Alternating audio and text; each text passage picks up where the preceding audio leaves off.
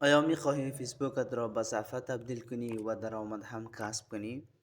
اگر می خواهید درآمدی داشته باشید این ویدیو را تا آخر دنبال کنید.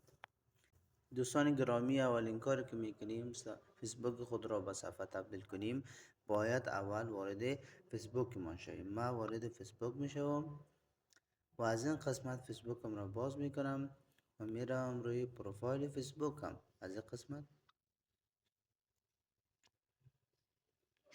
بعد از این که روی پروفایل فیسبوک هم رفتم دوستان عزیز، قسمت سه نکته پالوی هم قرار دارد که شما سه نکته را کلیک میکنین و از قسمت پایین میایین پروفشنال تورن آن پروفشنال مود را انتخاب میکنین. ببین دوستان عزیز، یعنی پروفشنال مود خود فعال میکنین تا اینکه فیسبوک شخصی تان تبدیل به صفحه شود و اگر دیدید که فالوورهای زیادی داشتید هم میتوانید درآمدی هم داشته باشین.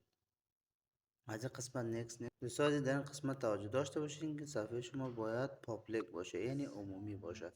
روی نکس کلیک میکنیم. بعد از این دوستان روی کانفرم کلیک میکنیم. بعد روی نکس کلیک میکنیم. چند مرحله داره دوستان که باید طی کنیم، فقط همهشان رو نکس کلیک میکنیم تا اینکه فیسبوک ما به صفحه عمومی تبدیل شود. بله، باز نکس.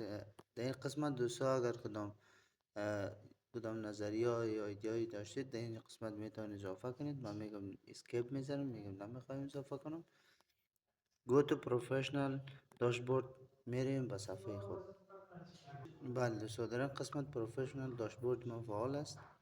بله دوستان عزیز، فیسبوک شخصی خودم به صفحه تبدیل شد. فعلا 3.3 که فالوور دارم و قسمت داشبوردم فعال است. میتوانم از این قسمت درآمدهای هم داشته باشم به شرطی که شرایط درآمدزایی را فعال کنم. تشکر دوستان عزیز. اگر کدام پیشنهاد انتقاد چیزا دارین در کامنت بنویسین، من به شما پاسخ خواهم داد. تشکر.